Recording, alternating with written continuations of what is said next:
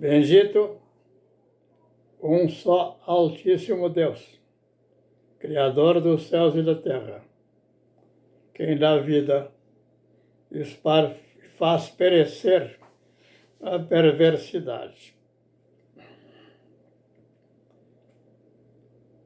Me veio hoje expressar a forma de tratar do Filho do Homem, tratar as Escrituras Sagradas, na compreensão que do poder das palavras, que é um dom em caráter universal, não há como deixar de que elas de si mesmas, já que assim foram estabelecidas por fundamento e princípio de todo o universo, que as dá comprovação do seu bom juízo, do seu bom viver, e assim ao justo. Vai dizer o profeta que todo o universo concorre conjuntamente, através das suas manifestações, a levar do Espírito do eterno e bom Deus, e que a alma viva e participe da sua glória. Se perguntar que glória? A glória do Filho do Homem só estará expressa no maior juízo provado, ofertado, comprovado pelo justo. Então, leio aqui João 4. Em João 4, vai dizer o texto, e eu vou deixar um pouco do lado aqui para poder fazer a leitura correspondente ao que eu digo. Quando, pois, o Senhor soube que os fariseus tinham ouvido dizer que ele, Jesus,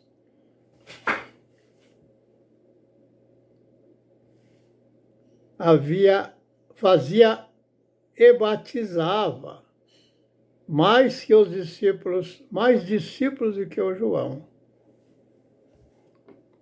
Ainda que Jesus não fazia os batismos, quem os fazia eram os seus discípulos. Deixou a Judéia e foi a outra vez para a Galileia. E era-lhe necessário passar por Samaria.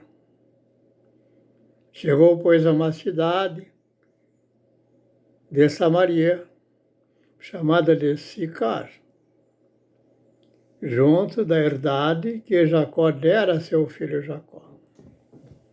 Veja, o que queremos mencionar, que não precisa, admitamos, gerar uma espécie, como é o normal, se tomou por tradição dos costumes, na persuasão do homem, no engano, muitos são conduzidos a interpretar que creem verdadeiramente. Ou seja, o ensino tem que conduzir ao discipulado. Um só mestre através do seu servo, expressar do que lhe foi dado. Verdadeiramente. Um só Espírito, fonte da vida. Então, nessa consideração, denota-se que aqui está falando que Jesus, ele agora é necessário ele passar pela Samaria. Vai se denotar no texto que a Samaria está ligada à palavra Galileia. E a palavra Galileia foi vinculada posteriormente à palavra Galileia dos gentios. Nesse contexto geral, nós temos como centro e foco histórico a presença do romano naquele lugar.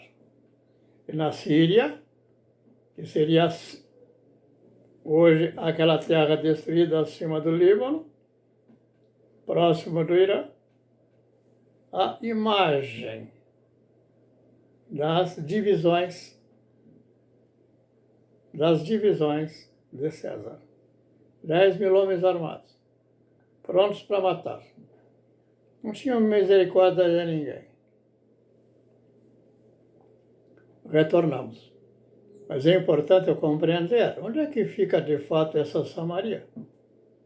Ou seja, como eu colocaria num mapa ontem, ou melhor, na época que essas questões ocorrem, e anterior, quando vão transformar o colonialismo, o colonialista ou imperialista, vai mudar a conformação dos mapas daquele lugar.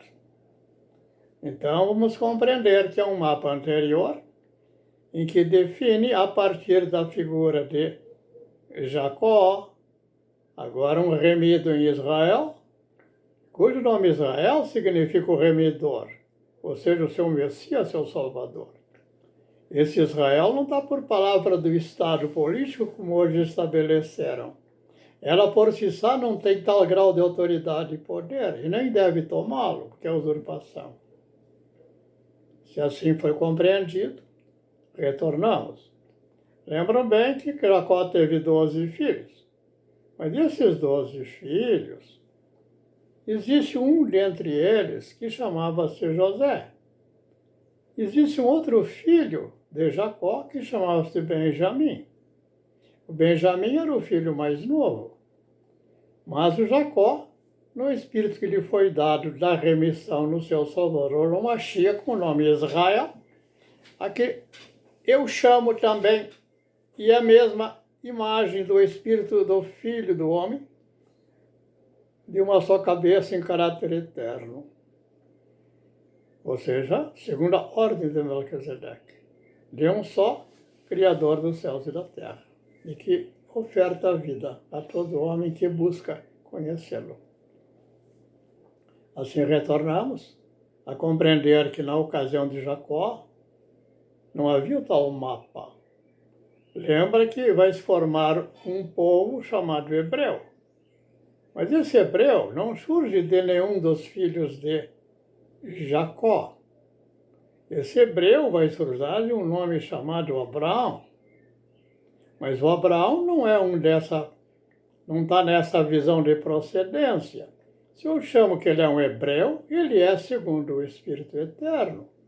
Que a Abraão foi manifesta a bênção sobre a todas as famílias da terra, porque ele for abençoado por um só Deus Altíssimo, Criador de todo o universo, de céus e terra, e tudo que é bom, a ele pertence. Então, retornamos a considerar que antes que houvesse qualquer mapeamento, nós estamos tratando da imagem de Abraão, e na imagem de Abraão fica um vínculo significativo, determinante e imutável. Um só é quem abençoa Abraão. Melquisedeque traz a bênção, mas a bênção de um só é dada por um enviado ou um Mashiach, a figura de Israel ou de Cristo que conduz, como levou a Jacó, esse poder de Abraão como abençoador de todas as famílias da terra. Não há outro abençoador. Então já passamos um quadro. Agora vamos chegar em Jacó, porque depois de Abraão, vamos lembrar que teve um filho Isaac. O filho Isaac vai ter 2 filhos. O seu, chamado Jacó, e Esaú.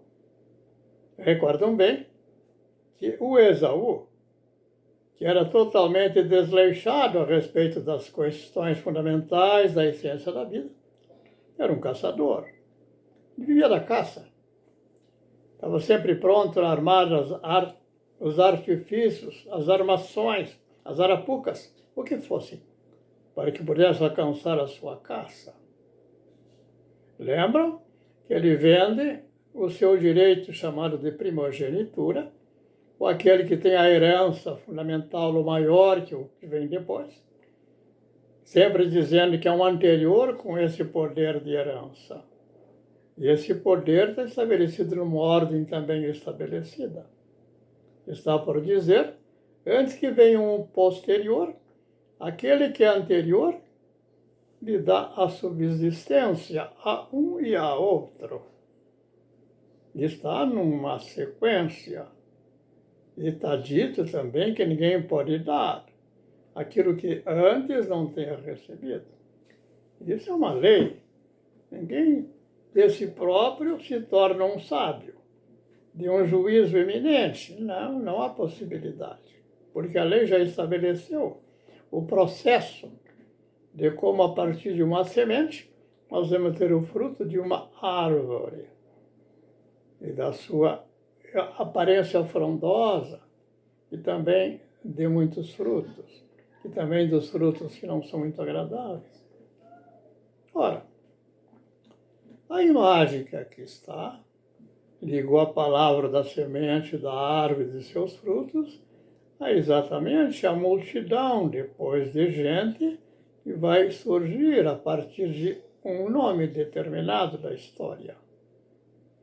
Assim, a partir de Esaú tendo vendido a sua primogenitura, todo um pensar dos filhos de Jacó estão firmados exatamente nas experiências e o testemunho de Jacó. E lembram que o nome de Jacó são assim enganador, aquele que manquejava, não tinha uma retidão do seu caminhar. Mas, há um momento na sua dificuldade extrema, onde o caos lhe envolveu, e agora ele, ao dormir, tomar por travesseiro uma pedra próxima a um córrego, ele agora, ao amanhecer, luta com o anjo do Senhor. E ali o anjo do Senhor vai dizer a Jacó: não te chamarás mais Jacó, teu nome é Israel. Veja, não é Israel político. Está falando do Espírito que foi agora soprado em Jacó. Jacó tem 12 filhos. Lembra que dos 12 filhos, eu fiz menção? Há um. No espírito de Israel em Jacó, ele observa, o José é de fato ungido entre todos eles. E a ele cabe as vestes do justo, as vestes sacerdotais, que seja por referência a todos os seus irmãos. Mas vamos recordar que invejosos, sem compreensão e sem entendimento do que sucedia, eles procuram matar o seu próprio irmão e colocam ele dentro de um poço. Mas, daqui a pouco alguém dirá, não vamos matá-lo. Está passando aí os comerciantes, os negociantes. E vamos vender para eles. Fazer um resultado que importe em dinheiro. Então, os irmãos, os filhos de Jacó, venderam o seu irmão ungido. A história está declarada, ninguém pode mais tirá-la de lá. Mas o José, no transcorrer do poder do Eterno, segundo os seus propósitos, agora ele é homem forte no Egito. E agora ele acolhe os mesmos irmãos que queriam matá-lo, depois o venderam, e para enganar o próprio pai Jacó, enviaram as vestes do José, aquelas vestes sacerdotais que o pai lhe dera. E mancharam de sangue, a rasgaram totalmente para dizer ao pai, mentiram, todos eles sem exceção. Só não estava presente na mentira o Benjamim, que era o menor. E o José, que era o sacrificado. Lembram? Mas o incrível que pareça, no momento dessa história, aparece uma mulher chamada... memória! E essa mulher, ela acolhe a percepção do juízo de Israel. E simplesmente vai ver que o Judá não era um homem reto. E mais, um artifício, ela consegue dominá-lo. Dessa, que eu não vou a detalhe, que vai se alongar demais, o Judá agora recebeu o grau de poder e insuficiência, de poder agora olhar para o que é mais justo, o que é mais elevado.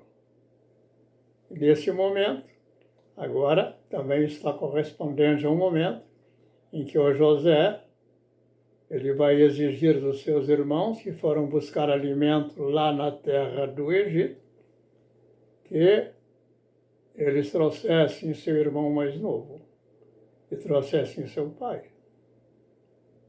Mas, como eles eram enganadores, como até lhe mostraram, ele diz, ficará um como refém.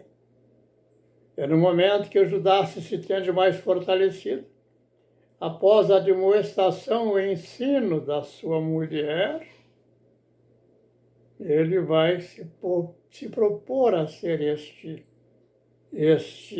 refém, essa garantia. E disse o José, porque se vocês não os trouxerem de volta, o José não viverá. O José não melhora. O Judá não viverá. Tudo assim sucede, e no fundo, num segundo lance, o José olha para os seus irmãos, no fundo se expressa quem é ele, e a todos acolhe, a todos abraça. Ou seja, a expressão do ungido. Aquele vai perdoar os seus piores inimigos e da sua própria casa. Ora, ficou compreensível? E a pergunta? Aí a história vai contar. Ao passar na terra do Egito, posteriormente, a partir de Moisés, e posteriormente, a partir de Josué, eles vão ser conduzidos, esse chamado povo hebreu, nessa percepção de uma figura do hebreu, que vem de Abraão, e uma figura que vem de Jacó. E ali vai se denotar que gradativamente vai sendo historicamente, nos relatos, dando mais precedência a Judá, que a figura seria o judeu.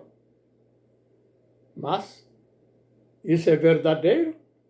Ou isso é uma consequência de toda a tradição dos costumes que todos os lugares, todos os povos fazem?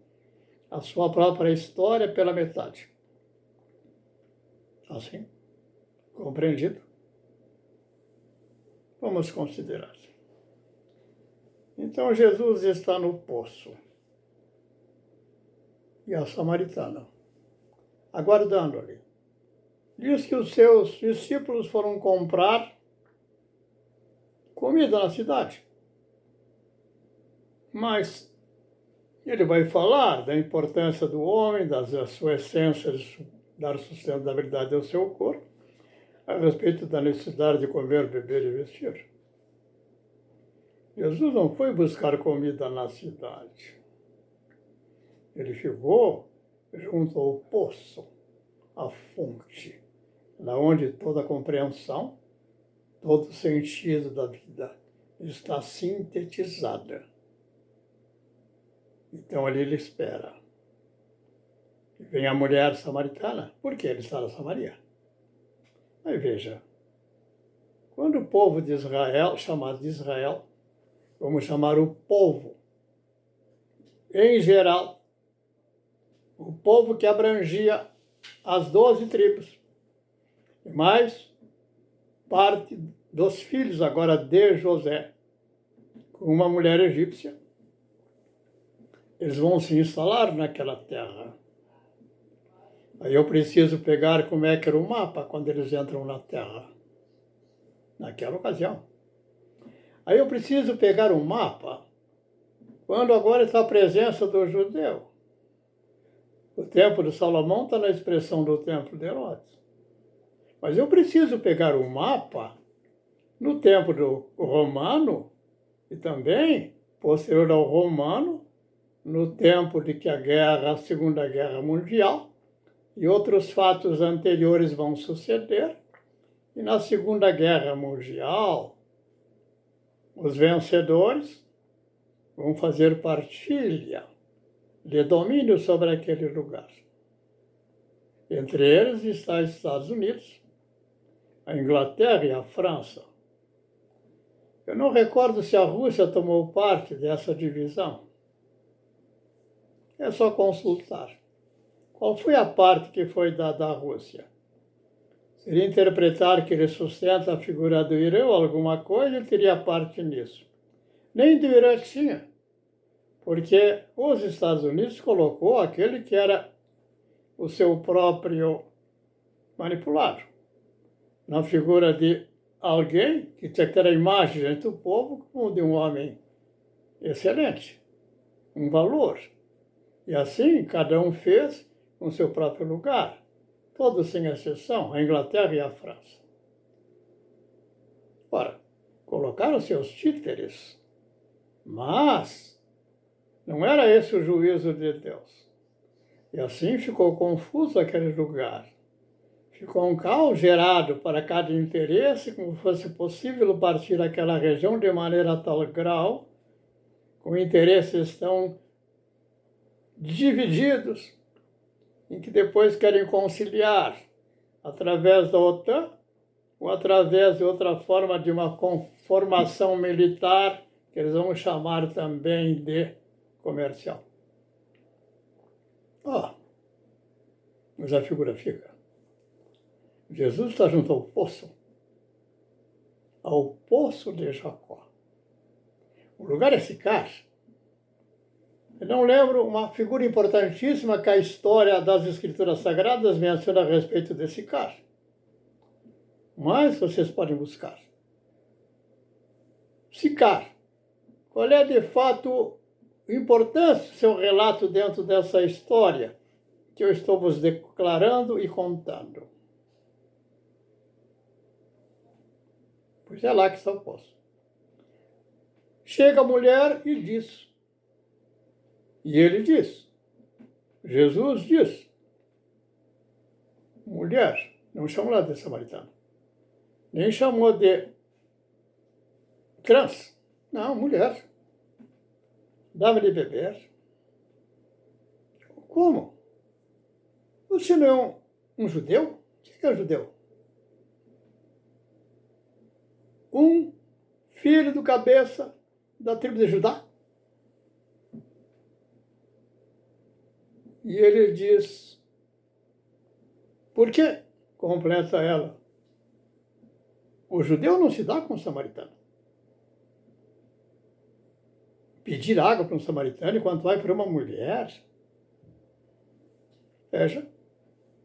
Está vendo uma declaração que remonta do poço onde Jacó, ou melhor, onde José, onde colocaram ele e tentaram matá-lo. No mesmo lugar. Se esse lugar, você não alcançar ele e dizer onde é que é exatamente esse lugar, saiba que o teu coração, a tua mente, na hora que escuta tal relato, te confirma. Se você estiver no bom a terra, ouvirá e terá o entendimento do relato. Se sois desarraigados da terra, e no deserto tantos morreram, também morrereis, incapazes de compreender a própria história da sua vida e a tua real identidade. Está lá. Então veja que a samaritana, ao dizê-lo, ela fala como uma filha de Israel. Porque, não me lembro bem, mas vocês procurem os mapas, procurem corresponder e fazer a história. Se não me engano, não era o Dan. É uma tribo que daqui a pouco já queria ficar para antes que entrar, transpor o Jordão. Hoje, esse lugar é onde está hoje. Não é Gaza. Mas é uma evidência que procede dos filhos de Jacó. Por que a confusão agora da samaritana no poço a conversar com Jesus, na figura de um judeu? Mas ele não disse que era judeu. Ele apenas dizer que se eu soubesse que contigo fala, tu lhe pedirias dar-me de beber. E água, o que eu te daria e ofertaria. É de uma só fonte a jogar para a vida eterna. Como Melquisedeque foi ao encontro de Abraão a abençoar a tua família. Por que eu inventarei um partido, um crachá para me reduzir? Se Jesus me deu todo o universo e a terra e céus, para que da sua glória eu participe. Demora. Chego na velhice para compreender e entender. Aí o teu discernimento fica aguçado. Como é que eu vou, de fato, justificar o judeu ou justificar o grego? Ou justificar o romano, como diz o Paulo? Não tem justificação. Por quê? Essa luta se tornou milenar, mas estamos lutando com o próprio irmão. Se alguém quiser me dizer, querer me trazer o dolo de que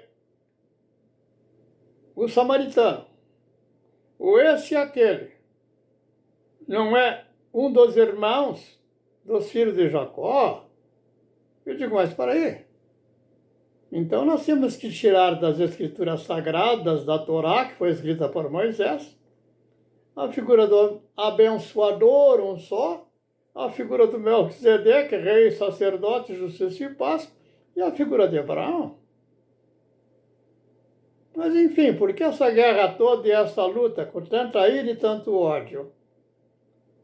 Todo aquele que quiser a primazia, de ser o herdeiro de Deus, é ilusório. Apenas mostra, nas suas palavras, a extensão do dolo. E qual é o grande problema? Ao judeu ficou uma dificuldade. A ele foi dado maior porção. É como diz Jesus Cristo em outro lugar. Ele vai dizer, se em tal lugar ou em outro lugar fosse dado, tanto quanto vós ouvis dos vossos profetas, a quem perseguiram e mataram, e eles todos teriam se convertido, posto o rosto em terra e trocado as suas vestes de excelências por trajes de humilhados em sacos sujos. Esse é o ponto. A quem acolho? A quem invocar por primazia ou minha preferência? Farei do Temer, que vem do Líbano, ou do Kassab, não sei de onde ele vem. E quando eu digo vem, não se iludam. Diante do poço de Samaria,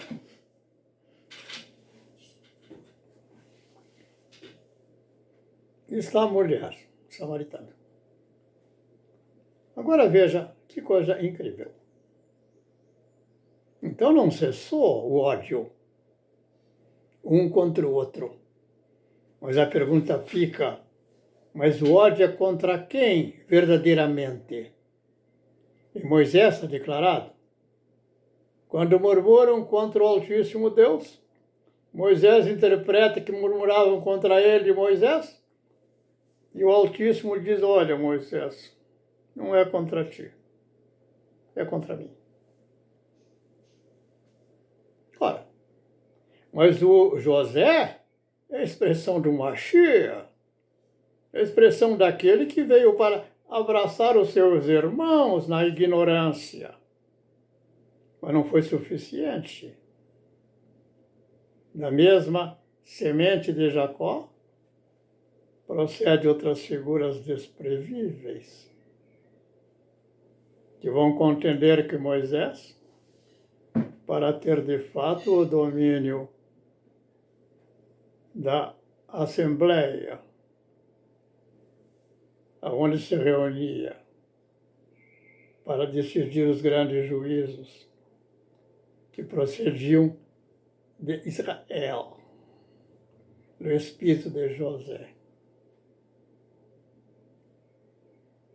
Mas esse ódio, como diz ali a samaritana, depois vai redundar na morte de um homem jovem. Mas ele era justo, não tinha maldade. Apenas retornou a dizer que havia necessário admoestar o templo, hoje contextualizado na corte de Brasília, e que o Kassab, e o Temer, e esse e aquele, essa multidão, e o próprio Fux e o próprio Alcolumbre dão sustentabilidade. Querem matar quem? José. Não estão satisfeitos. Querem o domínio. O grande problema é que esse domínio é um domínio que nunca vão alcançar. Porque o farão, eu diria assim, fundamental, ou não digo fundamentalmente, mas de uma maneira mais forte, ou com mais intensidade de pretensões, de falsas pretensões de fraude em causa própria, através do dinheiro, através da propriedade, e através das vestes de uma casta que eles dizem que eles são excelências. Eu digo, a quem tirarei dessa relação? Tiro o judeu? Tiro o islamita? Tiro o grego? Tiro o romano? Tiro o Temer? Tiro quem? Todos negam Abraão. Ao negar Abraão, negam o Altíssimo Deus, o Senhor da declaração do Shema, no coração de quem eu declarar em verdade e justiça. O que pretendem? Alcançarão guerra na força? Lembram? Davi venceu Golias apenas com uma funda. Quanto mais quererem armar ou se tornarem por gigantes, mais fragilizados estarão todos. E todos sucumbirão na própria perversidade dos seus juízos, porque não deram o valor adequado, o valor devido a um só todo louvor, honra e glória. E o eterno Altíssimo Deus diz, a mim pertence a glória, e a minha glória eu não darei a ninguém. O que quer dizer não darei a ninguém, se alguém dirá que ao seu filho foi dado? É que o seu filho é o filho do Espírito, assim como da remissão ou da redenção de Jacó, a necessidade do Espírito de Israel, como um nome permanente e eterno, como em José. O que mais vamos discutir? Vamos discutir o quê? Teologia, filosofia, política, ou o pensar da corrente acadêmica, que vivem de si mesmos a recontar o mesmo conto, vazios porque inconscientes das declarações que fazem. Então, fecha a proposição com a seguinte declaração. Volto ao Carl Jung, um homem já na minha idade, quando ele sabe que contar a respeito do Deus Altíssimo, cada um sabe o quanto tem. A outra, ao perguntar, tu crê em Deus? Ele está já a partir do seu próprio juízo, daquilo que ele tem como assim considera. E espera que você, ao dizê-lo, creio, ele tem a concordância na fraude, só no imaginário dele. Não é compreensível. Se eu tenho a mala, não lembra a palavra falha? A aplicação da palavra falha. Mas veja, a mala e a falha não tem casamento, creio eu.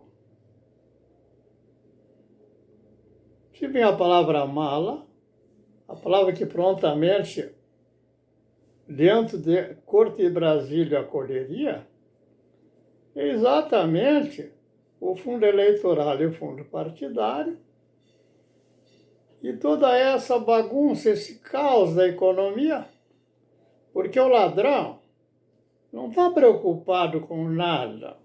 Ele está preocupado que aquele dinheiro que não é dele, ele simplesmente determina fazer aplicações, colocando na mão sem buscar de fato o devido retorno, e assim sucessivamente. Porque o objetivo dele é só criar voto. Ele corrompeu o Estado do Brasil. Se houve uma busca de reorganização no chamado governo militar, a partir de Fernando Henrique. E esse cidadão,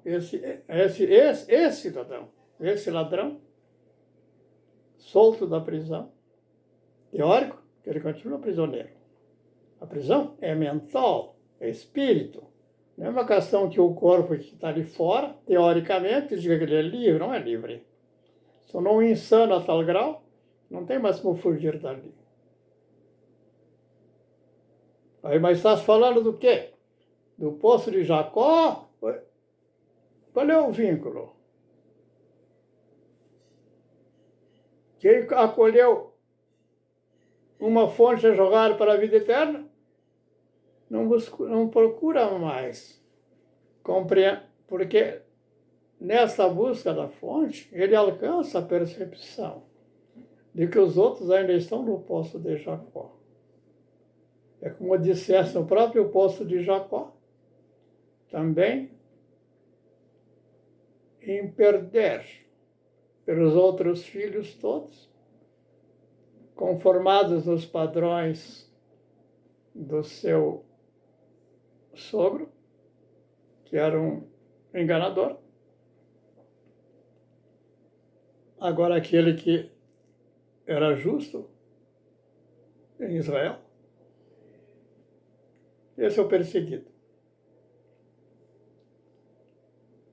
O que é que eu direi? Qual vai ser a condenação de todos? Eu não tenho o poder de condenar, posso dizer as minhas palavras, qualquer condenação a alguém, mas fazer com que essa condenação se cumpra é outra questão. É como diz Elon Musk. Ele diz que eu tenho poder, mas eu não tenho exército para que faça cumprir o que eu quero fazer. Pelo mal entendido do que estamos aqui declarando, por exemplo, o Moraes, ele percebeu que era importante uma milícia e, conjugadamente, com uma inteligência que pudesse estar avaliando, num grau de insanidade agora inimaginável, quem poderia estar tramando contra ele. Olha, eu vou parar por aqui. Senão vamos longe. Os judeus vão ficar meus inimigos, embora eu tenha um vínculo judaico dos meus antepassados. Ou o Temer vai ficar que eu sou contra o povo libanês. Não. Vós sois contra os vossos próprios povos. Como um Fux, pelo que ele defende. Vejo tanto ele joga fora. Há tanto ele destrói as esperanças. E a tudo aquilo que foi relatado com valor maior da boa terra de Israel. Da cidade de Jerusalém, ou expressão da cidade de justiça e paz, em que João, nas revelações em Apocalipse, dirá: como vão esconder a grandiosidade daquela cidade erigida num alto monte? Todos não podem deixar de vê-la. Mas essa cidade está no campo do Espírito. E só alcança aqueles que têm os pés na terra. E tem o trono maior, aquele a quem pertence. Não se iludam. Vós todos morrereis das vossas transgressões. No último momento, no último respirar, sentirão a agonia da morte. Mas não a morte, que é apenas uma sombra, é como um sonho, como alguém que dorme e não acorda. Não.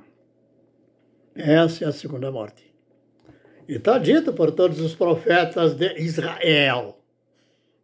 Aquele que proclama continuamente pela redenção de Jacó. Não querem acolher? Estás falando para quem, seu João? Ontem eu completei 89 anos. De dor, lágrimas, ciúmes, falsas pretensões. E me foi dado viver mais. E nos meus próximos dos 50 aos 56, uma pressão que alcançou 23 ou 24, não sei quanto, vai dizer o meu amigo, irmão de fé de uma comunidade cristã, hoje não tenho essa mesma visão, andei mais. Ele chamava-se José, por incrível coincidência, ele vai dizer seu João. Ele era jovem, talvez uns 30 e poucos anos na ocasião. E ele me disse, seu João, daqui para frente o senhor tem que conviver com um cardiologista seu do seu lado. Me indica uma clínica especializada em Curitiba. Fui lá. O cidadão fala com ele, assim, a secretária, apenas dizer uma palavra. Trate com a secretária e marque. Nós vamos fazer um dia de esforço, aí um trabalho de esforço. Olha, eu já fui me arrastando e voltei para casa me arrastando. Não sentia mais forças para nada. Eu pensei, puxa, mas eu sou laboratório, eu tenho a percepção das minhas dificuldades. Como ele de fora pode ter essa mensuração? Eu veio e pensei, aí está o campo do eterno. Não mais retornarei lá. Nunca mais fui. Não peguei cardiologista, peguei ninguém. Na hora que coloquei no devido lugar as questões, entre elas eu simplificaria esta. Eu tinha um dinheiro bastante alto no banco. E daqui a pouco, como usava cartão, e a minha mulher usava livremente, eu queria ter parte do dinheiro na aplicação, e não todo sendo gasto. Mas sem o devido domínio desse controle, daqui a pouco levava uma senhora. Seu João, esse era o tom. Seu João, sua conta furou. Olha, eu me senti arrasado. Por quê? Eu já tinha sido chamado à porta de revisar, revisionar, retornar a uma vida sadia. E notava nessa pressão de 23 ou 24, ou o que seja, que eu estava impotente. Aí foi 10 anos, até alcançar próximo dos 60. Há um momento, então, que tudo se fez luz. A questão que todo momento me agredia o falar de uma senhora do banco, eu digo, não mais terei coisas do banco. Não mais terei de conta bancária. O dinheiro que terei, eu usarei. Se ganhei do meu salário, eu retiro o meu salário e uso do dinheiro que eu tenho, até gastar de todo, com a devida medida. E assim eu fiz. A partir dali, minha pressão, nunca mais precisei de retornar ao hospital, que aquilo se tornou por algo constante. Aí eu digo, bom, eu falava ao meu filho que é médico, olha, se me trouxe desde o próximo dos 60, até chegar nos 89, sem que nenhum mais cuidado eu tive de qualquer neurologista, isso ou aquilo, e nem do cardiologista, nem de médico nenhum, eu digo, o que é que eu vou dizer àquele que me curou? Aí eu vou dizer para vocês uma coisa interessante que Jesus vai dizer do pensamento geral, mas que todo mundo procede, ninguém realiza. Médico, cure-te a ti mesmo. Eu curei-me de mim? Vou reconhecer a minha dependência e meus limites. Que o Senhor tenha misericórdia dessa irmandade que se mata, que vão soltar palavras vazias a respeito do eterno de Israel ou o maravilhoso Alá, que é o mesmo Senhor, o eterno Altíssimo, aquele que é bondoso, é compassivo, é misericordioso. Então, por que a ira? O que é que o ódio tem que prevalecer? Vou parar. É bom pensar no alto. É quando eu estou afastado de todas as mazelas, para não ter que retornar daqui a pouco ali em outro lugar e ouvir alguém dizendo no YouTube, ali ou lá, naquilo. A loucura geral que assola o mundo. Fico. Que o Senhor tenha misericórdia de ti como teve de mim.